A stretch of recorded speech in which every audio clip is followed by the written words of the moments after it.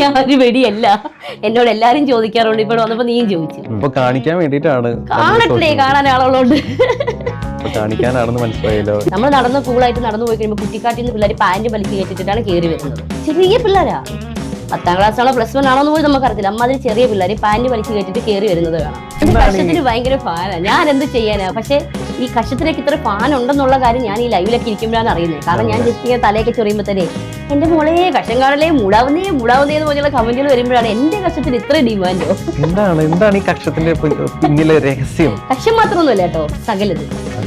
Urine തുടങ്ങി നമ്മളിടുന്ന waste ചെരുപ്പുണ്ടല്ലോ, അതുവരെ ഞാൻ ഇടുന്ന ഇന്നേഴ്സ് വരെ ആൾക്കാർ മേടിക്കാൻ ഞാൻ ചോദിക്കുന്നത്, താങ്കൾ ശരിക്കും സർജറി ചെയ്തു? അതെനിക്കും അറിയേണ്ട ഒരു ആവശ്യമുണ്ട്. ഒന്ന് പറഞ്ഞ് തുണിയൊന്നും പൊക്കി കാണിക്കല്ലേ, പക്ഷെ എനിക്ക് അറിഞ്ഞാൽ മതി ഉള്ളതാണോ അല്ലത്. ജാസി എന്തിനാണ് ഇങ്ങനെ ഒരു തെണ്ടിത്തരം കാണിക്കുന്നത്? എന്തിനാണ് ഇങ്ങനെ തെണ്ടിത്തരം കാണിച്ച ആൾക്കാരെ പറ്റിക്കുന്നത്?